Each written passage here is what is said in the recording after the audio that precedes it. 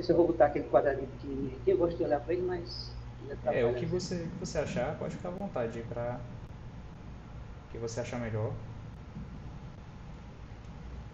Deixa eu ver se está tudo ok aqui.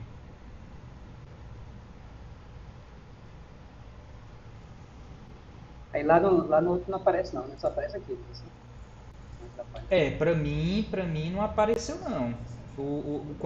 É porque eu não sei se é porque o meu tava dando alguma coisa diferente, né? Pra mim tava ficou só a tela, mas depois ele devolveu pra lá. Você consegue passar ele desse jeito? Consegue, né? Consigo. Pronto, Mas eu vou tirar, perfeito. porque qualquer coisa, se estiver atrapalhando lá, eu fico malhando para a tela. Tem qualquer Não, coisa. não, não. Põe aí, porque eu tô vendo aqui a transmissão, eu acho que não tá atrapalhando não. Aqui nesse Victor. Ah, não, Evandro, aparece, agora que eu tô vendo Aparece. aqui. Aparece, aparece. Não, porque ele fica, às vezes ele vai aparecendo na frente de alguma imagem, fica um pouco, atrapalha um pouco em algumas partes aí da apresentação. Tá bom, entendi. Pronto, agora tá tranquilo. Bom, então vamos lá, né? Bom dia pessoal, bom dia a todo mundo aí. Também o que eu não dei bom dia, né? Que a gente estava conversando aí, batendo papo antes de iniciar. Às vezes o pessoal entra e a gente não vê. Então a gente vai hoje, né, ter o prazer de receber o professor Evandro, configurando a oitava palestra, né, desse projeto. A última vai ocorrer agora em dezembro, acho que 13 de dezembro, 13 a 14, eu preciso só confirmar a data, mas vai ser no meio de dezembro, a gente já encerra esse ciclo desse ano de 2025. E aí, né, acho que a grande maioria que já está aqui no chat, não consigo acompanhar quem está com o pessoal do YouTube, né, mas o professor Evandro, né, é um colega e amigo da UESP, né, a gente aí compartilha aí alguns trabalhos, né, tem tentado ajudar aí o curso crescer e também ajudar na formação dos meninos aqui em Piripiri. Tá? O professor Evandro, ele é graduado em Química Industrial e licenciatura pela Universidade Federal da Paraíba, certo? Ele tem mestrado em Química Inorgânica e estágio, né, na Unicamp, tá certo? E doutorado, né, na área de Fisicoquímica, certo? Pela Unicamp e pela Federal de Paraíba, não é isso, Evandro? Eu vou no estágio lá na Unicamp, no período do estágio. Sou Pronto. período. Aí o professor também tem experiência, né, nessas áreas de química inorgânica e físico-química, né, com ênfase na parte de química computacional e química de coordenação. Né? Ele tem trabalhado aí com desenvolvimento de sistemas, né, metálicos à base de bismuto e outros metais, e também, né, a parte de estudo em sílico, né, de algumas biomoléculas derivadas de produtos naturais, óleos e etc. Tá certo? Também tem trabalhos na área de caracterização por teoria funcional de densidade, né, o DFT, tá certo? Ele é professor adjunto 3 da UESP, tá? E também é professor do programa de pós-graduação em Química da mesma instituição, certo? E também ele é coordenador, né, ele é chefe do grupo de pesquisa, como vocês estão vendo aí na tela, né, de Química de Coordenação, desculpe, modelagem molecular, tá? Que é sediado aqui no campus de Periperi. Então, professor Evandro, muito obrigado por ter aceito o convite, é um prazer receber você e é um prazer aí conversar e o espaço é seu, viu? Pode ficar à vontade. Bom dia a todos, né? Inicialmente eu gostaria de agradecer, né, ao professor Edmilton pelo convite e também parabenizar pela iniciativa, né, do projeto, né, que acho que é muito importante aqui para o campus e para a divulgação científica de modo geral, certo? Então, para a nossa conversa de hoje, né, eu selecionei aqui o tema, né, de modelagem molecular do complexo de ânion e bismuto com propriedades biológicas. Né? A ideia é falar um pouquinho sobre a modelagem molecular e trazer também algumas aplicações, né, voltadas para esses sistemas de modo geral. Certo? Eu trouxe aqui só um resumo, né? O Denilson já me apresentou, né, um pouquinho da minha trajetória acadêmica, pensando mais naqueles que não me conhecem, na instituição, né? Então eu fiz a minha graduação, né? Aqui um resumo, né? Em Química Industrial e Licenciatura em Química da Universidade Federal da Paraíba. O meu mestrado e doutorado foi também na Paraíba, com um período aqui no Instituto de Química da Unicamp. Atuei como professor substituto por 2 anos no IFPB e aí em 2018, né, eu entrei aqui na UESP ingressei como professor adjunto 1 e atualmente estou como professor adjunto 3, certo? Então, quando a gente fala de modelagem molecular de complexo metálico, a gente está tratando aqui da área de metalofármacos, né? E o que são metalofármacos? Como o próprio nome já diz, os metalofármacos são moléculas que vai ter na sua constituição o metal, que pode ser complexo metálico, os organometálicos ou alguns materiais, né, de modo geral, que contém lá na sua composição um metal com propriedades biológicas.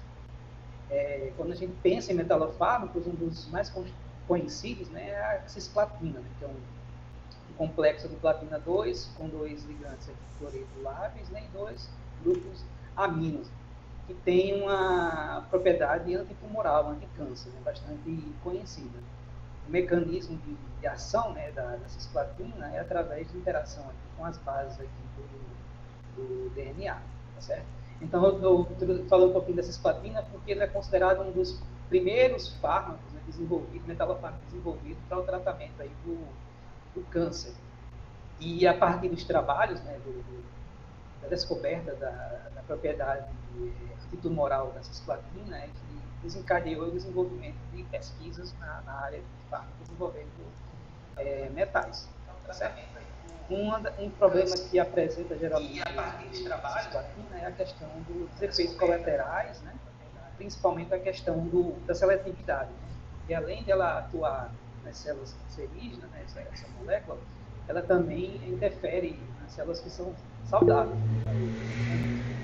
E aí, com isso, desencadeou o desenvolvimento de outros fármacos, de outra geração de compostos de platina, né? Então, aqui eu trago para vocês assim, uma linha do tempo, né, desse desenvolvimento, de maneira resumida, né? Então, após a cisplatina, foi desenvolvido aqui também a carboplatina e a oxplatina. A cisplatina ela foi descoberta a propriedade antitumoral, né? Ela foi descoberta antes de 1960, mas em meados de 1960 que descobriu aqui a propriedade, né, antitumoral da cisplatina, e em função dessa questão da baixa seletividade, que foi se desenvolvendo aqui a carboplatina e também aqui a oxoplatina. A carboplatina foi em torno de 1970 e a oxoplatina em 1975. Então, eu considero que a cisplatina é um boom assim, para o desenvolvimento aí de metalofármacos, certo? E buscou-se também outros metais, né? Outros metais além da platina. Esse gráfico aqui, eu trago uma informação, esse gráfico de barra, com algumas informações de alguns metalofármacos que já foram aprovados e estão em uso aqui no mercado, né? Aprovado aqui nos Estados Unidos e também na Europa. E ele traz aqui a classificação por bloco, né? Os metais do bloco S, do bloco B, do bloco D e também aqui do bloco F, tá certo? Aí destaco aqui os complexos, os compostos de bismuto, né? A gente tem aproximadamente 5 compostos metalofármacos de bismuto aprovados, né, pela FDA e pela União Europeia. Só abrindo parênteses, né? A FDA, né, que é Food Drug Administration, né, é a agência que normaliza, que fiscaliza a questão dos fármacos e dos alimentos nos Estados Unidos, a agência americana. É semelhante à Anvisa aqui no Brasil. Então, para que um fármaco ele chegue, né, à nossa prateleira, ele tem que passar por uma série de testes, né, avaliação, antes de chegar ao consumidor final. Então, a gente tem aprovado, né, em torno de 5 fármacos de bismuto, e também destaque aqui para os compostos de ferro, né, aproximadamente 5 também, que são aprovados e estão em uso clínico aí no mercado. Certo? Trazendo para a questão do antimônio e do bismuto, né, das suas aplicações aqui na medicina, né, as propriedades biológicas, as principais aplicações, propriedades do antimônio e do bismuto, está relacionada à atividade microbiana, né? Geralmente ele atua aí na parte de bactérias, de fungo, atividade antitumoral e também atividade antiviral, certo? Tanto o antimônio quanto o bismuto pertencem ao grupo 15 aqui da tabela periódica, né? A família lá do nitrogênio. E aí tem diversos relatos de várias aplicações biológicas. Aqui está o cristalzinho aqui do bismuto e aqui o do antimônio, certo? Entre eles dois, o que tem se destacado é o bismuto, principalmente pelas propriedades interessantes esse metal. O bismuto, ele é um composto, né? Os compostos de bismuto, ele tem baixo custo, né? Comparado com outros metais que são utilizados aí na química medicinal, né? Como, por exemplo, o ouro, a prata, a platina e o rutênio, né? O custo do bismuto é bem mais em conta, ele é bem mais em conta em comparação com esses metais. Além disso, a questão da baixa toxicidade, né? Apesar de ser um metal pesado, né? Considerado pesado, ele apresenta aqui uma excepcional baixa toxicidade.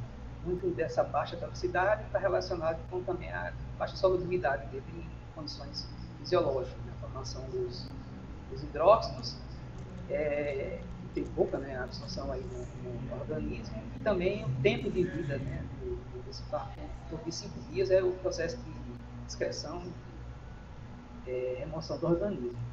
Além disso, o bismuto ele também tem boa afinidade com biomoléculas, né, macromoléculas, as proteínas, né, algumas enzimas, e até mesmo aí pelo DNA. Principalmente por resíduos aqui de cisteína e histidina, né, que ele tem bastante afinidade. Né? Então, a característica do bismuto que é a sua filicidade, né, a afinidade por átomos de enxofre. E, em função disso, tem se desenvolvido, tem se buscado, né, o desenvolvimento aí de fármacos, né, de moléculas com propriedades biológicas, principalmente aqui na questão do uso do bismuto. Né? Então, o antimônio ele é conhecido na medicina principalmente pela atividade de leishmaniose, né, tratamento da leishmaniose e também da esquistossomose. Porque a gente tem no mercado o antimoniato de hemoglobina, né, que é o glutatiano, e tem o esticobiconato de sódio, que é um composto de sódio e antimônio que são empregados tanto para o tratamento da leishmaniose quanto também da esquistossomose. Já o bismuto ele é muito conhecido na literatura pela questão do tratamento de infecções, né? Particularmente aqui das infecções provocadas por bactérias, como a H. pylori. Né? E, mais recentemente, tem sido dado um olhar aqui na questão do coronavírus. Né? Ele também apresenta atividade antiviral. O BCS aqui, que é o subsalicilado de bismuto, né? O fármaco que está aqui no mercado é o peptibismol, ele já faz mais de 100 anos que está sendo empregado aqui no tratamento de infecções provocadas pelo H. pylori. Também tem apresentado características interessantes que não tem desenvolvido resistência, né, a esse medicamento. O CBS, que é o subsidiário de bismuto coloidal, também é empregado no tratamento da H. pylori. E a gente tem aqui o subsidiário de bismuto ranitidina. Então, todos esses fármacos aqui já estão do mercado, atuando principalmente aqui no tratamento de infecções provocadas pela H. pylori, também úlceras. E mais recentemente, tem sido dado um olhar aqui para o coronavírus, né? Então, tanto o DCS como o CBS, né, o subsalicilado, tem apresentado atividade do coronavírus, né? Da coronavírus. Já tinha um estudo em 1999 que mostrava, né, essa atuação, mas agora com a questão da pandemia, né, da Covid-19, trouxe um olhar para esses fármacos, foi feito um estudo de reposição dos fármacos e observou-se que esses fármacos aqui, eles também têm atividade geral, né, então, aí a alteração do vírus. Evandro, desculpa te interromper. O Rafael tinha até falado que o microfone estava um pouquinho baixo, né, o áudio. Eu Tá não certo. tinha percebido. Pronto, agora. Mas tu foi baixando com o tempo. Não sei se é porque foi afastando o microfone. Acho que foi. Eu acho que vou deixar aqui mais próximozinho para não. Pronto, agora melhorou. Tava ok, aí Melhorou. depois foi diminuindo. Aí... Tava muito baixo, né? Depois... Não, mas tava audível. Tava ficando baixo só nesse momento agora. Mas deu certo, viu? Valeu. Beleza. E aí, mais recentemente, tem alguns trabalhos, né, mostrando aqui que a combinação do bismuto com N-acetilcisteína, ele tem melhorado a questão da absorção do bismuto, tanto nos tecidos quanto nos órgãos, e a atividade anti-sarcóvis, né, tem aumentado de 6 a 16 vezes. Então, ele tem atuado aí como um coquetel terapêutico aí para o tratamento aqui da coronavírus, né, da sarcóvis. Bom. Então, um trabalho mais recente, né? Então, o que acontece é que ele tem a combinação do citrato de bismuto com o N-acetilcisteína, acaba formando aqui um complexo, e esse complexo ele funciona mais como uma espécie de carreador, né? Ele melhora a questão da absorção aqui nos tecidos e órgãos, e o bismuto, quando interage com algumas proteínas que estão associadas aqui ao vírus, né? Ele consegue fazer a inibição.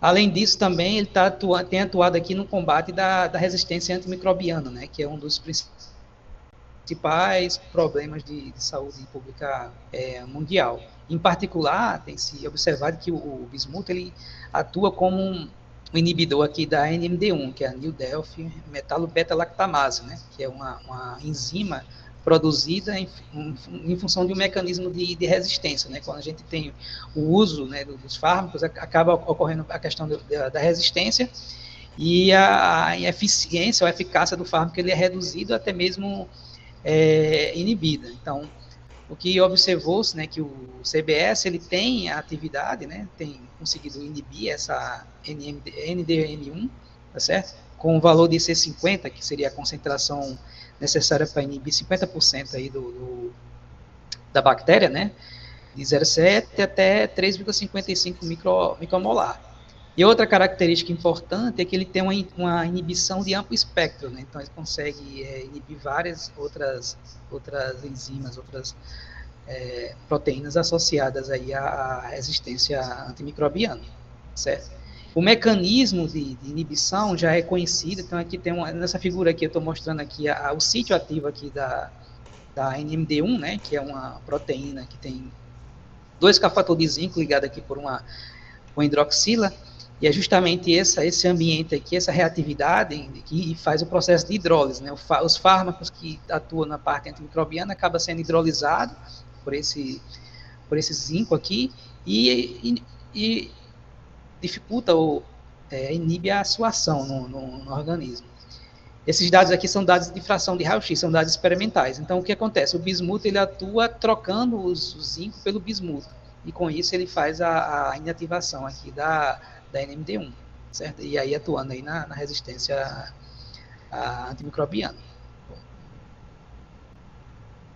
Bom, então vou falar um pouquinho agora para vocês sobre a questão da modelagem molecular, né? De que forma a modelagem molecular ela pode auxiliar, né, na compreensão da reatividade e essas propriedades desses metalofármacos, né? Não só de metalofármacos, mas de fármaco de uma maneira geral, né?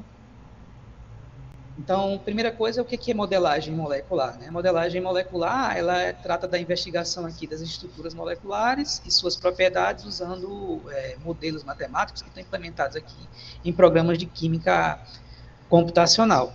Então, a ideia, né, que a gente partindo aqui de informação aqui da estrutura, desenhando aqui a molécula, obtendo informação da sua estrutura molecular e usando aqui os softwares, né, de química computacional, a gente consegue obter as suas propriedades. Que propriedades são essas? Né? Propriedades estruturais, propriedades eletrônicas, termodinâmicas, cinéticas, espectroscópicas, entre outras, né, que são importantes aí para entender, né, o comportamento dessas moléculas. Então, trazendo alguma informação, né, dessas propriedades estruturais, importante quando a gente faz o estudo de modelagem molecular de fármacos, é ter informação sobre aquela estrutura que é mais estável. Então, é comum, como primeira etapa do estudo, a gente fazer um estudo conformacional. Esse estudo conformacional vai me dar a informação daquela estrutura que é mais estável. Então, aqui embaixo eu tenho a energia em função de mudança do ângulo diedral, né, que eu trouxe aqui para vocês no caso da aspirina, né? Então, a gente tem a rotação em torno de uma ligação simples, e aí a gente vai tendo diferentes conformações, e aquelas com menor energia é o que a gente utiliza para fazer os estudos, para obter as propriedades, né, tá certo? Então, esse gráficozinho está mostrando essa informação. Então, aí a gente tem a informação dos diversos conformações de mais baixa energia, né, que está representada aqui pelos valores de mínimo aqui nessa curva de energia potencial, e aqueles que são de mais baixa energia, eles vão ser utilizados como ponto de partida, né, para obter as demais propriedades do meu sistema. Além disso, a gente consegue obter, através da modelagem molecular, propriedades espectroscópicas, né, incluindo aí a simulação dos espectros de infravermelho, né, da molécula, analisar os modos vibracionais, né, da molécula e comparar com os resultados experimentais, né, com isso a gente consegue entender, né, às vezes experimentalmente tem algum comportamento que não está muito claro, e aí com o uso da química computacional auxilia na interpretação desses dados. Espectroscopia de ressonância magnética de carbono, 13, de hidrogênio também é uma propriedade que a gente consegue obter, e também a parte de espectroscopia eletrônica, né, simular os espectros de UV-Vis. Além disso, a gente pode obter também as propriedades eletrônicas, né, que é importante aqui para o estudo das ligações químicas. Deixa eu pegar aqui meu ponteiro, né, meu apontador, e também da reatividade, né, as propriedades eletrônicas que a gente consegue obter, né, a partir da modelagem molecular. Densidade eletrônica, ela é importante para a gente entender onde é que está tendo, né, a estudar as ligações químicas aqui na molécula. O mapa de potencial eletrostático, né, é um mapa que ele vai informar visualmente as regiões de reatividade eletrofílica e nucleofílica da minha molécula. Geralmente essa região que está em vermelho aqui, ele está rico em densidade eletrônica, e aí é um sítio de reatividade eletrofílica. E essas que estão mais próximos do azul para o branco, ele tem uma deficiência de densidade eletrônica, então uma carga positiva, né? Então o nucleófilo ele vai preferir atacar nessas regiões. Então a gente consegue compreender, né, a partir dessas análises, quais são esses sítios, né, que são importantes, né, para a interação dessas moléculas com outras biomoléculas, na proteína, enzima, certo? Além de informações sobre os orbitais moleculares, né, os orbitais moleculares de fronteira, o HOMO e o LUMO, que também se relaciona com a reatividade da minha molécula, né? O HOMO geralmente está relacionado aqui a região onde você tem maior chance, probabilidade de encontrar o elétron, e o LUMO você tem menor chance. Então, a gente entende qual é a parte da molécula onde tem mais probabilidade de encontrar o elétron, que tem menos, e as transições eletrônicas podem estar envolvendo esses orbitais. Bom. Dentro do desenvolvimento de fármacos, uma técnica importante é o docking molecular, né? O que é o docking molecular? Ele tem como objetivo a gente estudar a energética e a natureza das interações entre um candidato a fármaco e um receptor biológico, no caso uma proteína, uma enzima ou o próprio DNA. Então a gente tem aqui conhecimento aqui da região, que é chamada de sítio ativo, né? Que é responsável aqui pela atividade da catalítica daquela enzima ou da proteína, né, associada aí a um determinado tipo de doença, e tem o ligante, que é o meu candidato a fármaco. Então, eu vou estudar como que esse ligante ele vai interagir aqui, né, com o sítio ativo aqui da proteína, e com isso eu vou ter a informação sobre a afinidade, a energia de interação, e além disso a gente também obtém, a partir do docking molecular, as diferentes conformações desse ligante no sítio ativo. Então, a gente entende qual que é a conformação mais estável dele naquele sítio. Ele é uma ferramenta importante, principalmente na fase inicial do estudo in silico, né, na triagem de fármacos. E o estudo das interações, né, a gente, a partir do docking molecular, consegue identificar, né, a natureza das interações entre o meu fármaco e o ambiente aqui, o sítio ativo, né, os resíduos aqui de aminoácidos que está constituindo aqui a minha proteína. Tudo isso é importante para a gente entender essa interação e desenvolver até gerar modificações na molécula para potencializar a sua atividade biológica. Certo? Então, aquelas moléculas que têm maior afinidade, que têm uma energia de interação maior com o receptor biológico, são os que são mais promissores como um fármaco, né, para um determinado tipo de doença. Outra ferramenta importante é a questão da dinâmica molecular, certo? Então, a dinâmica molecular, ela traz propriedades, como o próprio nome já diz, dinâmica, né? Como que se dá a evolução temporal ali do meu sistema. Ela é importante dentro do contexto dos fármacos para a gente entender, né, a estabilidade do fármaco ao longo do tempo, dentro de um sítio ativo, certo? E a energia também, de uma maneira dentro de um modelo mais próximo do modelo real, né? Do modelo fisiológico. Então, qual que é a ideia básica da dinâmica molecular? Né? Tem a dinâmica molecular clássica e tem a quântica. A clássica ela se baseia aqui na ideia do campo de força, né? Que é você descrever a energia da molécula em função dos parâmetros, né? De mudanças na estrutura da molécula, que seriam as ligações químicas, as variações nos ângulos, né, de ligação, ângulos de torção, e as interações entre as moléculas também. Então, uma vez que eu tenho conhecimento aqui do campo de força, se eu fazer a derivada do campo de força, eu vou ter a força que está atuando ali no meu átomo, né? E aí a gente tem que a força é o produto da massa vezes a aceleração. Eu vou descobrir, né, a minha aceleração, que no caso seria a derivada segunda da posição em relação aqui ao tempo. E a partir da informação da aceleração, eu tenho a velocidade, e da velocidade eu descubro aqui qual é a posição da partícula em um determinado instante. Com isso, eu vou gerar uma trajetória, né? Eu vou gerar um videozinho, um moviezinho do comportamento dinâmico do meu sistema. Eu trouxe aqui um videozinho mostrando aqui uma simulação de dinâmica molecular para um processo de transição de fase aqui do gelo, né? Passando para a fase líquida e para a fase gasosa, só para ilustrar a ideia da dinâmica. Né? Então, essa aí, a ideia da trajetória, né? Que é produzida a partir desse estudo. A gente observa aqui as interações, né, entre as moléculas de água na fase sólida, agora ela adquire a fase líquida, e se a gente continuar aí aquecendo o sistema, a gente teria a passagem para a fase gasosa. As moléculas, que as interações começam a ser rompidas, né, entre as moléculas de água. Bom, então a dinâmica molecular ela também se aplica aí, né, uma das ferramentas muito útil aqui na modelagem molecular. As etapas, né, para a gente fazer um estudo de dinâmica molecular, a gente precisa inicialmente da configuração, né, inicial do meu sistema, que pode ser obtida lá pelo estudo de docking, se a gente está trazendo para a questão do estudo de fármacos, né? Eu faço o dock, determino qual é a melhor pose, ou seja, qual é a melhor conformação do meu fármaco no sítio da minha proteína, defino o potencial, pode ser quântico ou clássico, calcula a força, a aceleração, da aceleração a gente descobre a velocidade e a posição.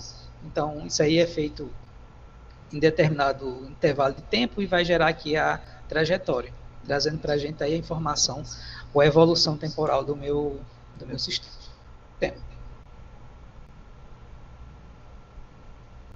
E a gente pode, né, dividir aqui a modelagem molecular em algumas etapas, né?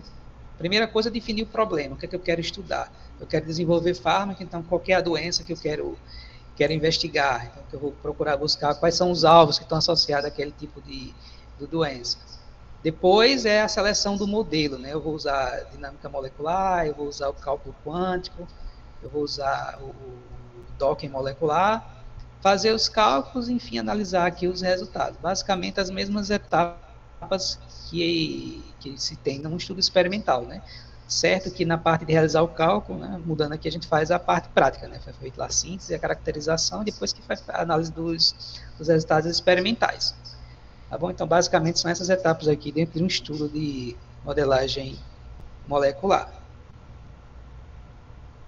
E os métodos, né, como que são classificados esses métodos computacionais? Tem duas classes principais, que são os métodos clássicos e os métodos quânticos. Né? O método clássico, não coloquei aqui, são descritos aqui pelas equações de Newton, né, do movimento da mecânica clássica. E aí a gente diz que eles se enquadram dentro do estudo aqui da mecânica molecular.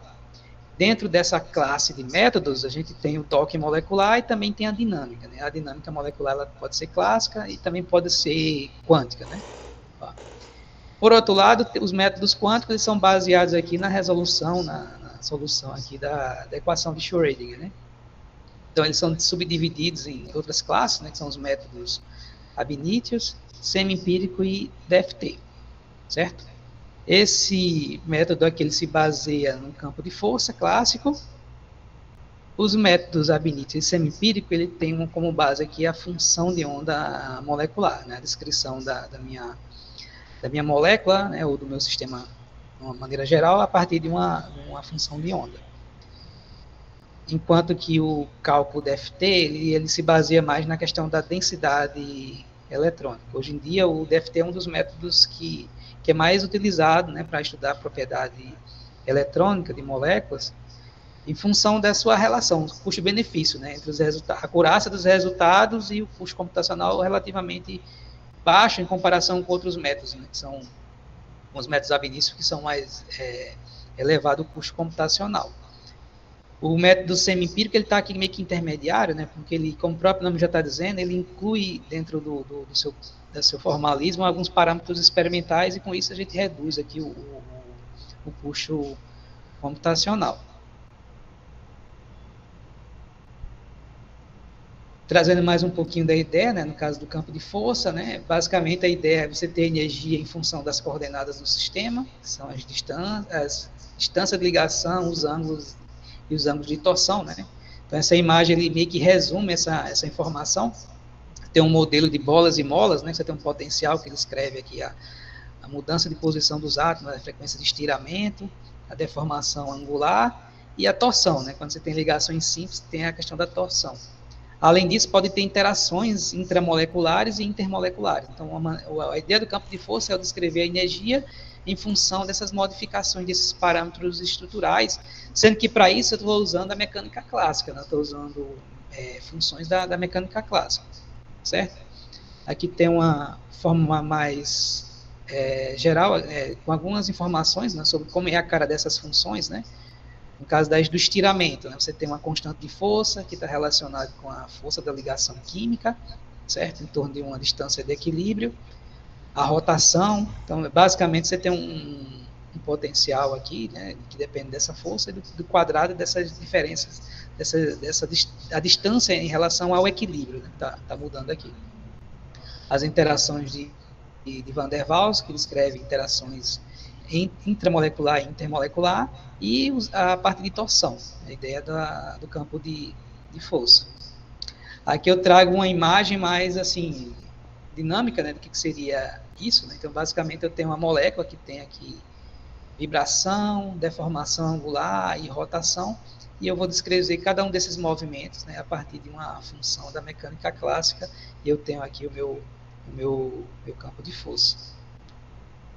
Ok? Já os métodos quânticos, né, como o próprio nome já diz, ele se baseia na resolução da equação de Schrödinger. Né? Na equação de Schrödinger, a gente tem um operador que ele tem assim na composição, seria a soma aqui da energia cinética e da energia potencial de interação entre as partículas, e eu consigo obter como solução a energia e a função de onda do meu sistema. Então a base do método quântico é a mecânica quântica, certo? E esses métodos, eles são, dentro da modelagem molecular, eles podem ser agrupados, né? Em função de aproximações, né? Na aproximação do método teórico está relacionado à aproximação do meu operador hamiltoniano e também na função de onda, na maneira que eu vou descrever aquela função de onda eletrônica do meu sistema. Então, basicamente, essa combinação que vai dizer o meu nível de teoria, né? Então, eu posso ter tanta aproximação aqui na minha função de onda, quanto aproximações aqui no operador hamiltoniano do meu sistema. Isso aí vai desencadear aí o desenvolvimento, né, a classificação de vários métodos quânticos. Né? Então, como exemplo aqui, eu trouxe a ideia do método Rutherford, né, a teoria, né, representado pelo HF. Você vai fazer um cálculo computacional, você indica lá o método, que é o Rutherford, que está relacionado aqui à aproximação, né, no meu operador hamiltoniano, e eu indico a função de onda, que são combinações de funções atômicas, né, que vão, dentro da linguagem da modelagem molecular, seria aqui o meu conjunto de base. E aqui a gente tem, né, alguns métodos semi-empírico, alguns métodos ab initio e também alguns métodos aqui baseados na teoria do funcional da densidade, só para vocês terem uma ideia, né?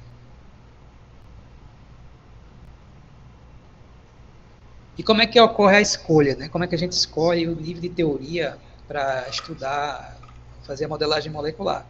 Isso vai depender do tamanho do meu sistema. Geralmente, quando a gente tem sistema grande, como no caso das proteínas, né, que é aproximadamente aí 100 mil átomos, a gente tem que tratar com a mecânica molecular.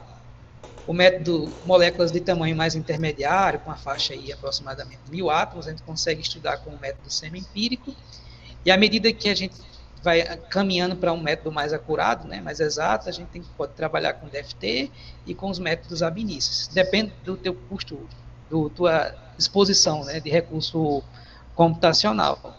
Desse lado aqui eu tenho um método que necessita mais de parâmetros experimentais, que é menos exato, e para esse lado aqui eu tenho uma demanda computacional mais elevada, tá bom? Então a gente tem, isso aqui é mais ou menos uma estimativa, né, uma ideia, quais os critérios que a gente utiliza na hora de fazer aqui a nossa modelagem molecular. Deixa eu pegar um aguinha aqui.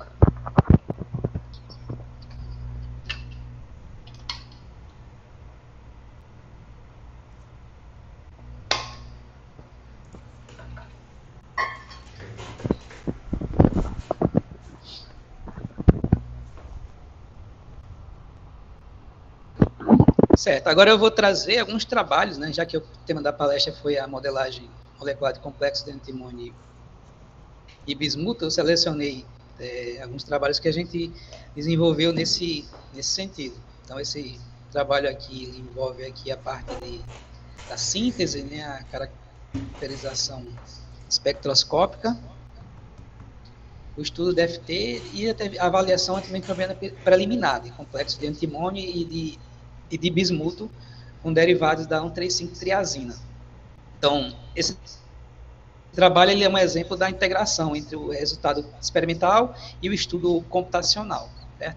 Foi feita a síntese aqui dos derivados, né, da 1,3,5-triazina com a timofolina e também com a piperazina, e o estudo da atividade antimicrobiana. A gente observou, nesse caso, que os complexos de bismuto não apresentou atividade antimicrobiana, enquanto que os complexos de antimônio apresentaram atividade, né, nesse estudo aqui preliminar. O que a gente fez de estudo DFT, estudo computacional, né? A gente fez o estudo DFT da parte de espectroscopia, né? Então, esses aqui são os gráficos de espectroscopia de infravermelho, o experimental em preto e aqui calculado por 2 métodos, baseado na teoria do funcional de densidade, né, usando o funcional B3LIP e o M06 2X. Isso aqui foi feito para as moléculas, para os ligandes, né? E a gente conseguiu ter uma excelente concordância, né, entre os resultados experimentais e os resultados calculados, que está mostrado aqui nessas duas figuras. Ambos aqui foram calculados tanto pelo M06 2X como o B3LIP, né, métodos baseados no DFT.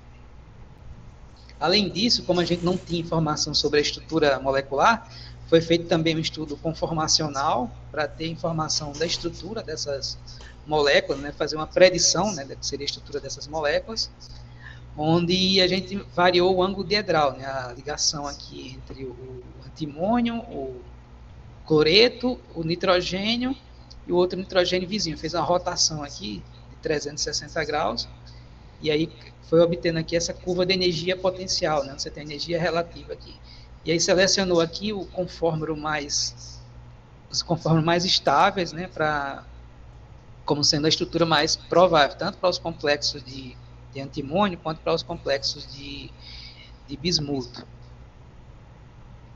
Em seguida, foi feito também o estudo da parte de espectroscopia de RNN, né? A gente tinha um dado experimental de RNN desses complexos no estado sólido, né?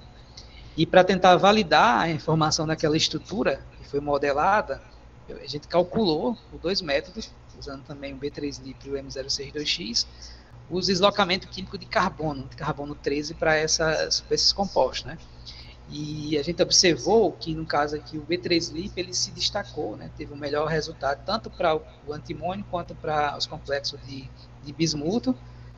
Um valor aqui do desvio absoluto de 2,6, né, em relação, seria a diferença entre o calculado e o experimental para o complexo de antimônio, e 3,2 aqui para o complexo de bismuto.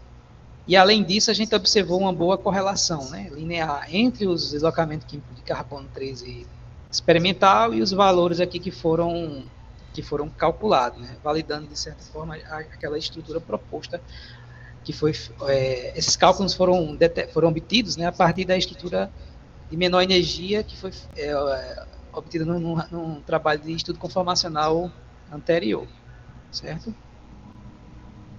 Outro trabalho que foi também recentemente publicado, né, foi esse que a gente analisou aqui através do método DFT, a capacidade de predizer a geometria e também os espectros de RMN de complexos de bismuto com propriedades antitumorais, né? Foi selecionado 4 moléculas que já tinham comprovado atividade antitumoral para a gente tentar analisar qual seria o melhor método que conseguia predizer essas propriedades estruturais. Isso porque a gente não tinha na literatura nenhum estudo indicando, né? Então, a gente precisava ter essa informação até para estudos posteriores. No total foram investigados aqui 10 funcionais, 2 conjuntos de base, também a gente analisou o efeito do solvente e também tirando o solvente. Para analisar esses resultados, a gente fez o RMSD, né, que é o desvio médio quadrático entre a estrutura calculada e a experimental. Assim, quanto menor o valor de RMSD, melhor o resultado, né? Mais o nosso cálculo consegue predizer a geometria do estado fundamental aqui da minha molécula, né? No total, assim, em torno de 50 metros que a gente avaliou, entre combinações de funcionais e conjunto de base. E eu trago aqui alguns dos resultados, né? Da parte da geometria, os 10 melhores, né, resultados aqui para esse estudo, onde eu destaco aqui o funcional M06L com um conjunto de base DF2 TZVP, né, usando aqui o modelo de solvatação implícita, o CP-CMD, tá certo? Então, eles apresentou o melhor desempenho. Com isso, a gente conseguiu validar, né, determinar qual o melhor método para estudar complexos de bismuto, contendo aqui na sua estrutura o diticarbamato, né, ligantes de diticarbamato, como ponto de partida. Esse trabalho foi um resultado da dissertação de mestrado, né, de um aluno meu, do Nery Gelson. E aí, aqui trago os resultados da parte de RMN, né, de carbono e de hidrogênio, onde eu destaco aqui o funcional TPS-SH, que foi o que apresentou o melhor resultado, baseado aqui na análise de desvio médio absoluto e também no fator de correlação, né, entre o calculado e os resultados experimentais. E a partir desse estudo a gente fez outro, né, só que agora focando mais na parte do estudo em sílico desses complexos, nas propriedades eletrônicas e para investigar a parte da reatividade. Então foi feito o cálculo aqui dos orbitais de fronteira, do HOMO do LUMO, e também aqui do mapa de potencial eletrostático, para identificar, né, as regiões de reatividade eletrofílica e nucleofílica. A gente consegue observar aqui no caso aqui do complexo 1 cloreto, e nos demais complexos os átomos de enxofre, né, está em vermelhinho aqui, são os principais sítios de reatividade eletrofílica, né, enquanto que essa região mais periférica aqui é sítio de reatividade nucleofílica. Calculamos também alguns parâmetros de reatividade, né, dessas moléculas, no caso o gap de energia entre os orbitais de fronteira, o HOMO-LUMO, potencial de ionização, afinidade eletrônica, dureza, eletrofilicidade e potencial químico eletrônico aqui. Então, o que é que a gente pode obter de informação a partir desse estudo, né? Que o complexo 1 ele teve o menor reatividade, né? Porque ele teve o menor gap, enquanto que o 4 ele foi o mais reativo. Quanto menor o gap, maior a reatividade. E também a gente consegue observar essa relação em termos de eletrofilicidade, né, de afinidade desses complexos por elétrons, né. O composto aqui, 4, ele é mais reativo e tem um maior caráter eletrofílico, né, em comparação com o complexo 1. Bom, e todo esse estudo foi feito baseado no método que a gente selecionou como melhor no estudo anterior, né, no caso do artigo anterior. Então, a gente também fez o estudo de docking molecular, né? Não tinha ainda reportado na literatura, focando principalmente na parte antitumoral, no caso do câncer, né? Porque esses complexos apresentavam atividade antitumoral. Na classe de proteínas selecionada para o estudo, que está associada a diversos tipos de câncer, foi a tirosina quinase. Então, foram selecionadas 2 estruturas, né? A ERB2 e a ERB3, e 2 inibidores além dos complexos para estudar a interação desses complexos com essas proteínas, né? Certo? E a gente conseguiu esse docking aqui, a gente fez o chamado blind dock, né? Ou dock cego, onde a gente varreu toda a estrutura da proteína para identificar os potenciais sítios de interação.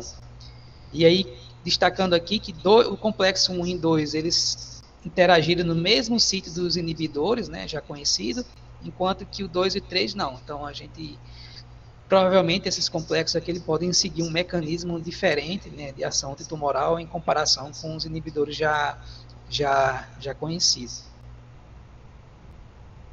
E aqui são as energias de interação, né? Tanto dos complexos com os inibidores. Esse aqui para o ERBS2 e esse gráfico aqui para o ERBS3.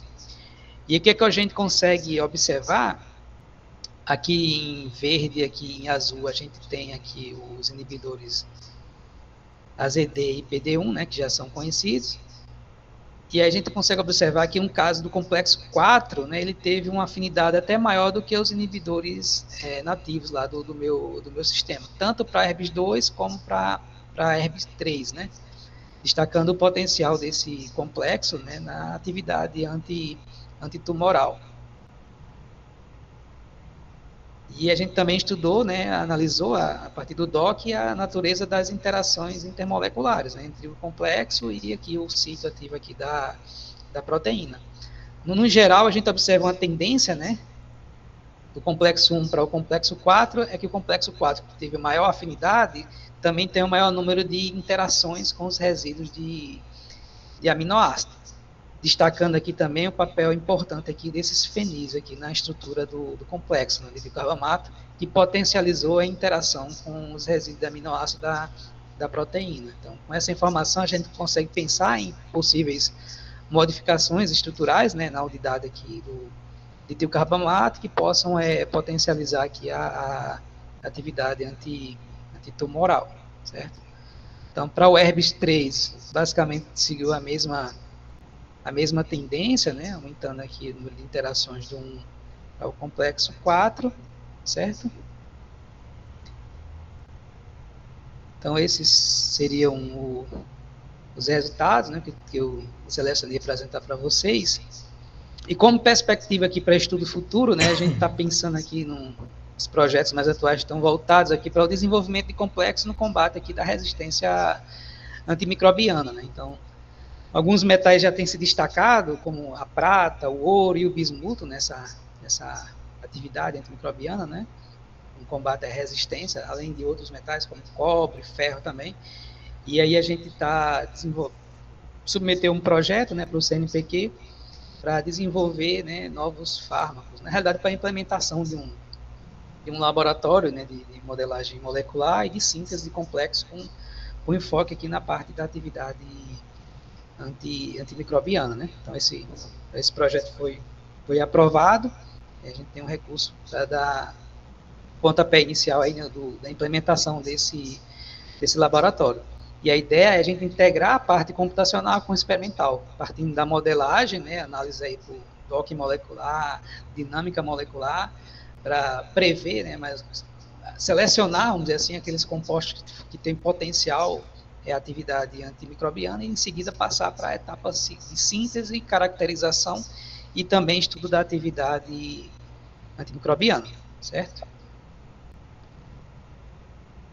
E para finalizar, eu trago aqui também uma informação do grupo de pesquisa, né? Como o professor Newton comentou lá no início, né? A gente faz parte aqui do grupo, né? Sou líder aqui do grupo de Química de Coordenação Modelagem Molecular, onde os professores do grupo sou eu, o professor Ed Newton, né? O professor aqui Francisco, né? Tem os alunos de iniciação científica, a Soraya, a Amanda, o Rafael, a Fátima está começando agora na iniciação científica.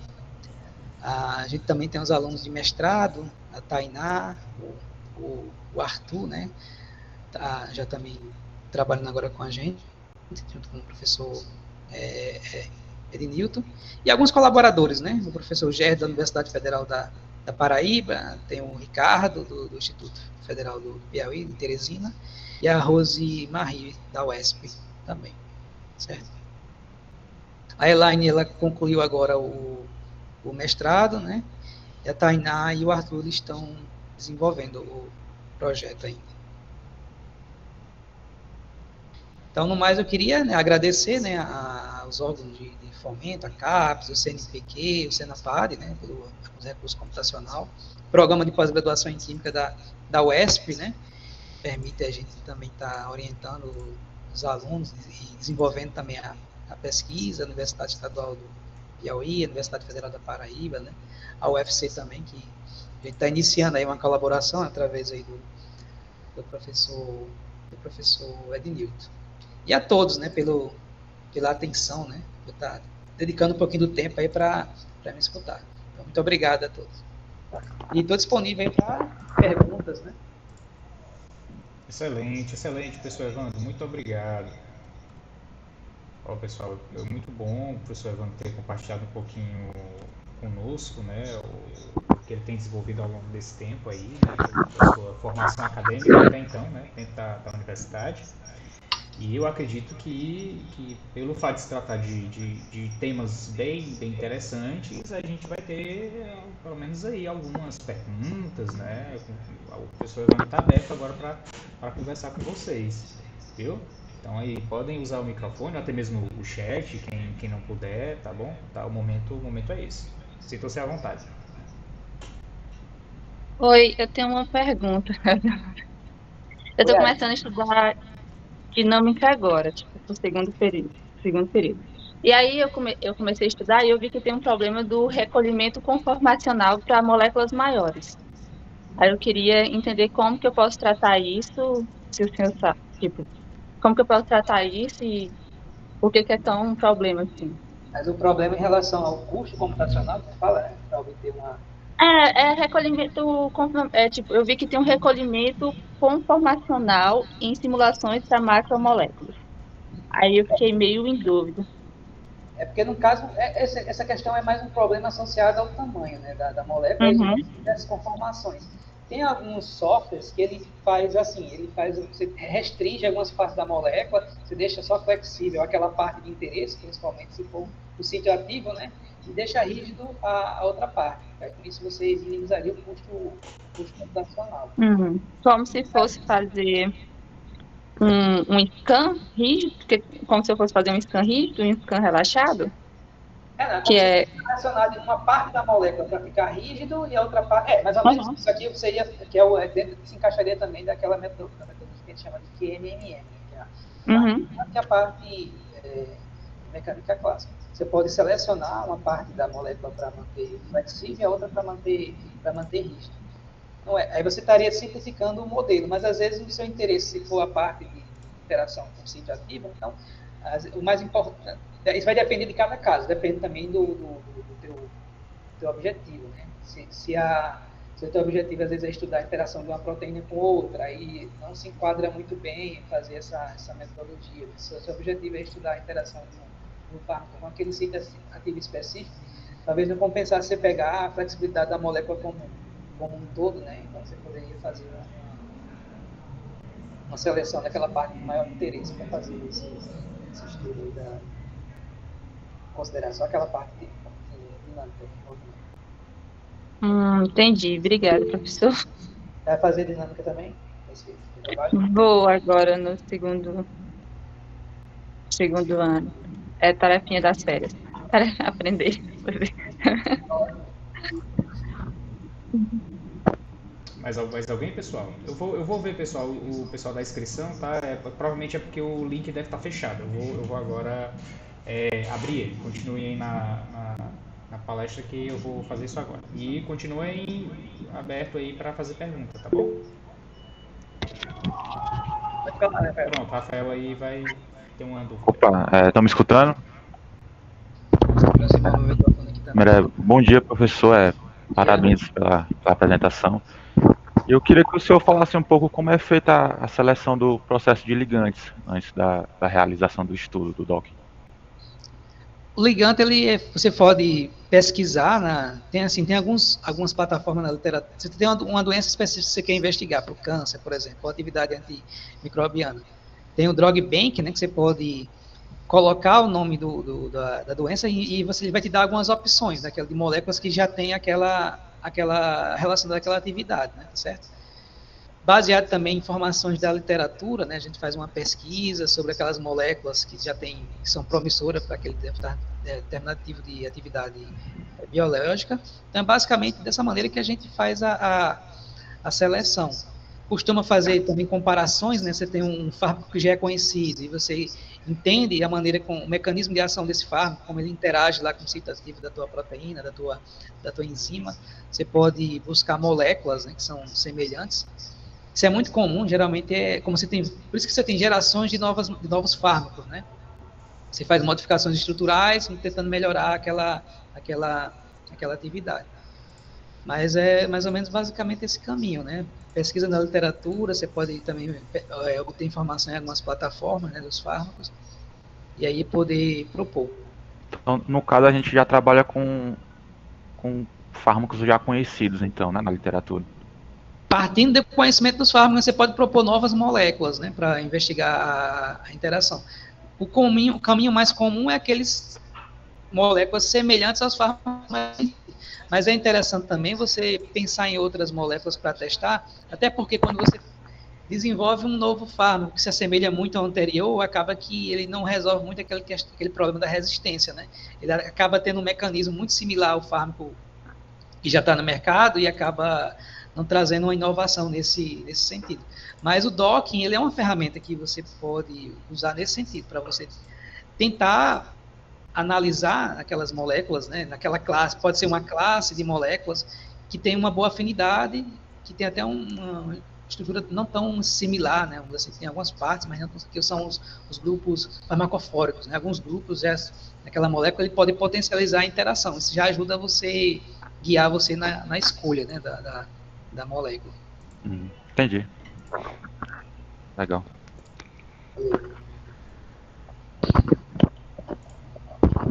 E aí, pessoal, mais alguém?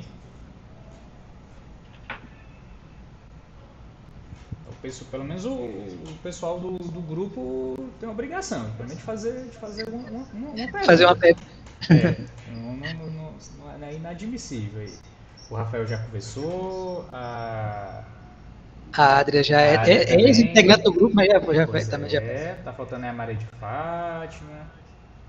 Pessoal aí que tem dúvida, Camila, o restante do pessoal também para poder fazer. O professor também pode, tá? Acho que o professor Francisco também se encontra na palestra, não sei se ele participou, acho que já deve ter saído. Pronto, a Maria de Fátima tem uma dúvida. É isso? Só tá parabenizando, na verdade. Obrigado. Só parabenizando. Evandro, eu tenho uma dúvida, mais em relação a esse processo, ao processo do doc às cegas, né? Que o pessoal fala blind doc, né? Assim, óbvio, né? Deve existir uma certa limitação, principalmente em relação à questão da máquina, né? Da verdade, do custo computacional, né? Então, assim, é possível você fazer docking às cegas para qualquer sistema, tá? Pensando assim nas situações assim, mais complexas que a gente tem hoje, nos equipamentos mais avançados que tem, ou até então hoje a gente tem evoluído com essa técnica, porque até então a gente não tem conseguido, ainda tem campos dentro disso aí para poder explorar, porque aí existe essa questão até que ponto, né, essa limitação da clássica e a quântica, né, dentro da química computacional limita a gente a estar trabalhando com.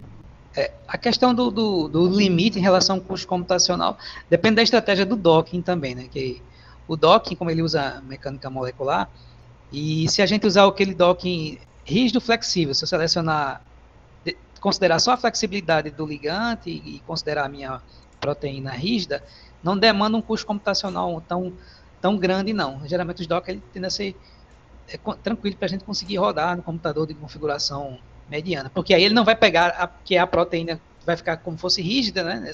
Que é uma estratégia muito comum, ele vai só considerar a flexibilidade lá do ligante. Agora ele vai varrer no DocSec toda a proteína, né?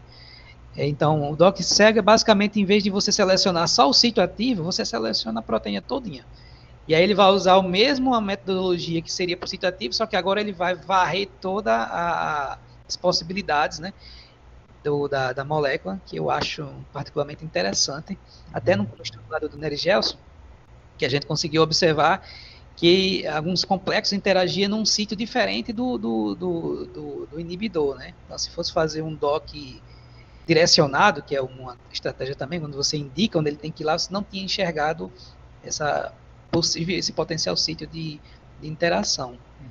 Tem algumas estratégias também para reduzir o custo usando a inteligência artificial, né? Tem a abordagem de aprendizagem de máquinas, né? Já tem algumas estratégias que minimiza também, principalmente nessa questão de moléculas mais complexas, né? Então ele vai ter um custo até um pouco menor comparado com o clássico, porque ele já pega um banco de dados de várias interações e ele ensina lá, desenvolve, né? Ele vai por aqui, então isso minimiza o custo computacional. É uma abordagem mais atual, né? Que tenta melhorar resolver um pouco essa questão do problema do custo computacional, nesse sentido.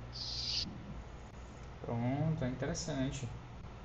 Eu acho que o BAED é interessante, né, poder fazer, para poder avaliar todas as possibilidades. Pronto, o professor Francisco está pelo YouTube. Ele perguntou aqui, professor Evandro, se possível, eu gostaria que o professor Evandro comentasse sobre a parametrização de metais para estudos computacionais, visto que esse é um problema em relação ao DOC e à dinâmica molecular. Realmente, o processo de parametrização, a questão do docking para complexo é um problema, né? Um problema assim. É muito mais tradicional o uso do docking para moléculas orgânicas em função de ter todos os parâmetros, né? Para poder fazer o estudo. Alguns softwares têm evoluído, né? Como o caso do Gold, e também hoje tem o MetalDoc, né? Que é um artigo que foi publicado recentemente em 2023, o artigo, que ele é desenvolvido justamente, foi parametrizado, né, justamente para tratar complexos com metais de transição. As estratégias que o pessoal geralmente usa, tem que fazer os cálculos, tem que ter os parâmetros quânticos, né, para poder obter esses parâmetros e fazer o processo de implementação. E aí já envolve também o conhecimento da parte de computação, de programação, de implementação, né, que foge um pouquinho do meu escopo, mas eu conheço alguns grupos de pesquisa que trabalham com essa parte aí. Geralmente eles obtêm informações experimentais ou informações, né, parâmetros obtidos por cálculos quânticos que utilizam para adequar, vamos dizer assim, um software, né, a modelagem molecular.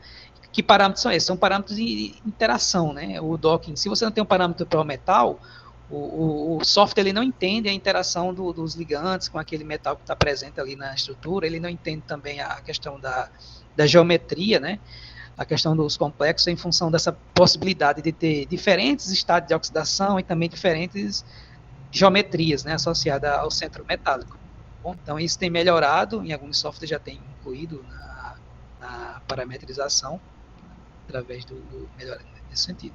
Eu não tenho assim um conhecimento de fazer a parametrização, não sei, ter a prática de fazer, de parametrizar, né, incluir esses parâmetros aí nos softwares, né. Não sei se eu respondi a pergunta do Francisco. Eu vi, deixa eu ver, ele até então não, a mensagem dele foi pelo WhatsApp, eu fui lá no YouTube, ele só mesmo deu um salve lá, mas eu acredito sim. Mas, professor Francisco, se você tiver alguma outra dúvida, viu, ou se surgir uma outra dúvida dessa resposta, pode ficar à vontade aí e mandar mensagem para mim que a gente passa para o professor Evandro. E no caso dos complexos, também um dock covalente é uma opção, né? Que às vezes o mecanismo de interação ele envolve a ligação covalente lá com o centro metálico. Mas aí tem softwares também, o Gold ele tem como fazer, mas a questão é o parâmetro, né? Tem que ter parâmetro. O Gold tem parâmetro para muito metal de transição, até por isso que a gente está começando a usar mais o Gold para esses complexos, né? Ferro, cobalto, níquel, cobre, até mercúrio tem parâmetro lá no Gold. Aqueles metais que não estão parametrizados, ele consegue até fazer o docking, só que ele chama uma abordagem de átomos fantasma, né? Se aquele centro metal não vai enxergar nenhuma interação com o metal, mas às vezes o complexo ele está com a esfera de coordenação saturada. Então, de fato, ele não teria como interagir com algum resíduo de aminoácido, então alguns trabalhos podem ser feitos nesse sentido. Agora, se você tem informação que o sítio de interação é o metal, aí sim tem que fazer a parametrização, tem que adequar lá a metodologia. É uma área, assim, eu acho que como toda área, né? Mas é uma área também que precisa de muita atualização, né? Como se trata de software, eu acho que cada usuário tem uma demanda, essas demandas elas vão aparecendo, né? E eu acho que os desenvolvedores, o pessoal que trabalha com essa área vai tendo que implementar isso. Eu acho que infelizmente não é todo, principalmente esses grupos independentes, né? Não tem tanto recurso humano, principalmente, para tá lidando com todas essas possíveis demandas para poder estar atualizando esse software. Por exemplo, é tanto que o Gaussville, né, que é um software pago,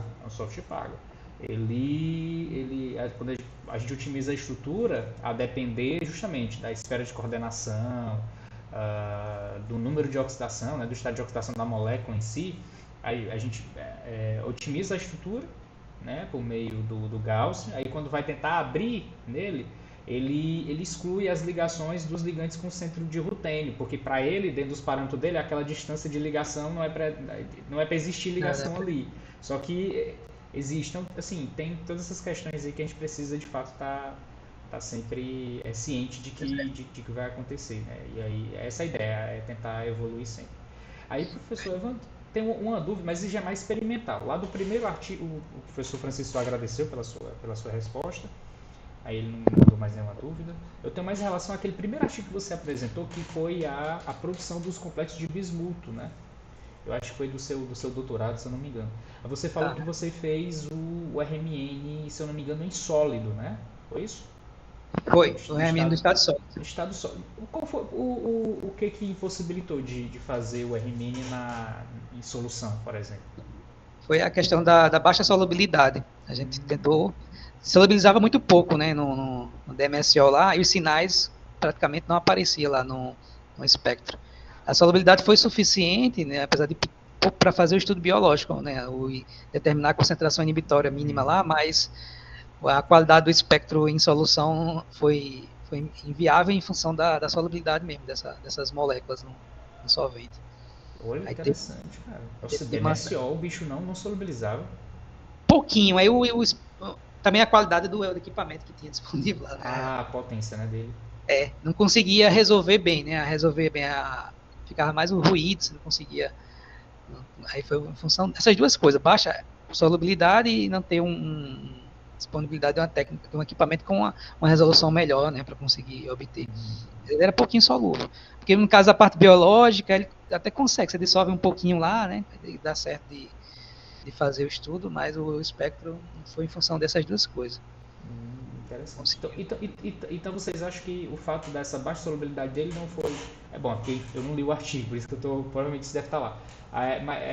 Foi um fator que determinou, né? Porque você falou que só teve um que deu atividade e outro não, né? Acho que a própria figura está os metais, os de bismuto não tiveram, né? Tá.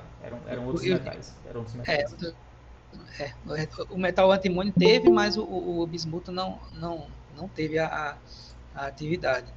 A solubilidade dos dois baixa, é muito próxima uma da outra, assim, mas o que influenciou mais aqui foi a questão do metal mesmo, né? O metal, ele teve um papel importante aqui no estudo. A gente também analisou ligantes separadamente e também os sais neles não tiveram atividade. O complexo, sim, né? Apresentou a atividade.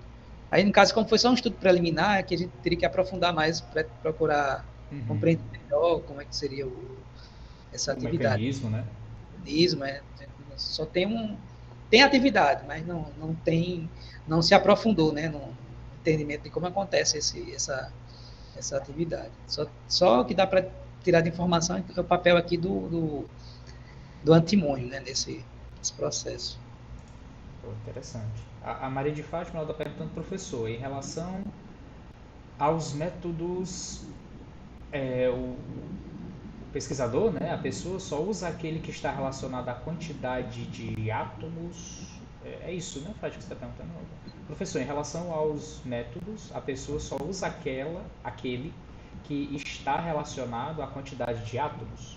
Acho que essa questão do átomo é mais em relação à quantidade de átomos em relação ao recurso computacional disponível, né?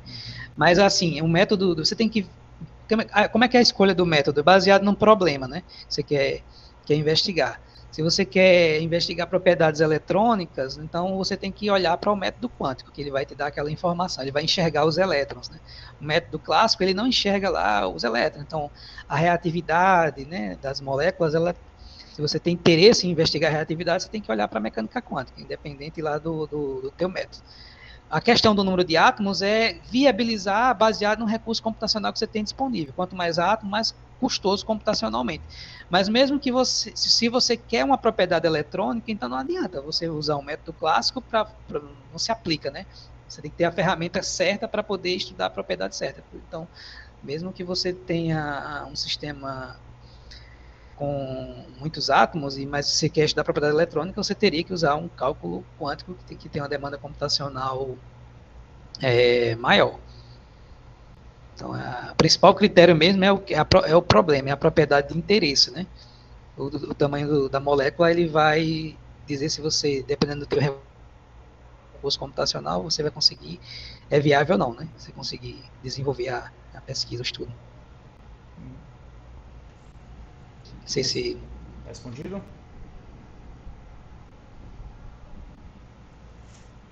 Acho que sim. E para fazer um cálculo quântico com a proteína é quase que, na média, em prática. O QMMM já é uma solução, né? A gente tratar lá o sítio ativo lá da molécula quântica. Isso depende do mecanismo, né? De atividade, que se tiver uma ligação covalente ou se tiver mudança ali, então seria interessante usar um método quântico no sítio ativo. Boa. Mais alguma dúvida, pessoal? Entendi, professor. Professor Ednilton, em relação à frequência. Não tá dando certo não, abrir não. Estranho, você está usando o seu e-mail institucional? Eu estou, mas não consegue abrir. Porque eu vi aqui o restante do pessoal, o pessoal conseguiu, deu certo. O pessoal tá... Ó, já tem cinco presenças, deve ser alguma coisa no seu login. Tente acessar pelo seu e-mail institucional, porque na verdade eu acho que eu nem bloqueei para qualquer pessoa com o link. Então eu tô achando que, ó, aceitando respostas, ó, eu botei até para pessoas fora fora do âmbito da UESP. Então você pode tentar, se está dando erro com o e-mail da UESP, tente você fazer a inscrição, a presença com um e-mail, o seu e-mail pessoal. Mas que está funcionando, tá, viu? Professor, é porque a gente clica, não vai. Não dá para entrar nele. Não tá aí abrindo. Deixa eu ver aqui. Eu cliquei, ó, pra mim eu cliquei e deu certo. Qual é o link que vocês estão usando? Vocês estão usando o último que eu coloquei? Deixa eu colocar o extenso, que esse aí é o resumido. Vou colocar o link extenso aí vocês tentam clicar ver se dá certo. Eu acabei de clicar e deu certo. O meu tá dando certo também, abriu.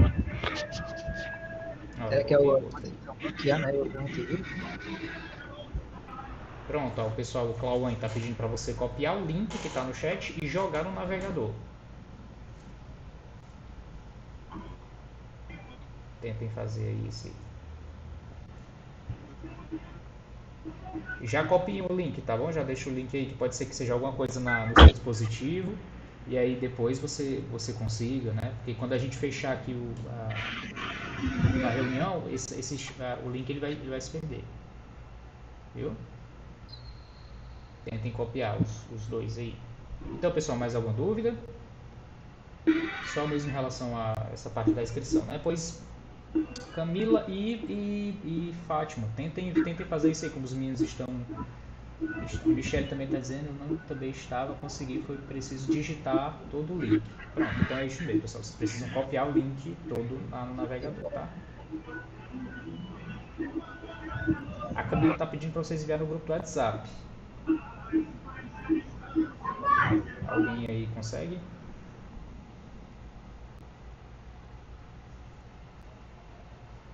Qualquer coisa eu envio para você pelo WhatsApp também, não tem problema não. Então, bom, se não tem mais nenhuma... Bom, quem não conseguir, pessoal, fazer a inscrição, tá? Entre em contato comigo mandando uma mensagem. Professor, pode enviar o link? Lá pelo WhatsApp que eu envio, tá bom? Então, vamos agradecer ao professor Evandro, tá certo? Professor, muito obrigado pelo momento, por ter compartilhado aí as informações, o conhecimento e ter aí, né, feito essa manhã de sábado um pouquinho mais fora da rotina, tá certo? Falando de ciência e compartilhando um pouquinho aí da sua experiência. Foi muito bom, muito rico, tá certo? Espero também que tenha sido para todo mundo. Me agradeço aí pelo convite e estou à disposição, né, se precisar também. E aqueles alunos aí que tiverem interesse aí de desenvolver pesquisa na modelagem molecular, pode procurar o professor Ednilton, o professor Francisco, né? Tá certo? A gente está aí no grupo de pesquisa. Então é isso, agradeço aí também a presença de todos, né? A atenção. E desejar aí um bom final de semana, né? Para todos nós. Professor Evandro, só um minutinho, o Rafael levantou a mão. O que foi, Rafael? Você tem alguma coisa para falar? Professor, era só em relação à prova, você teria como se eu mandar a foto da minha? Tá bom. Eu vou para escanear essas provas todas. Eu posso deixar lá no campus para vocês pegarem. Pode ser? Porque meus cálculos não bateu não, professor. Tô achando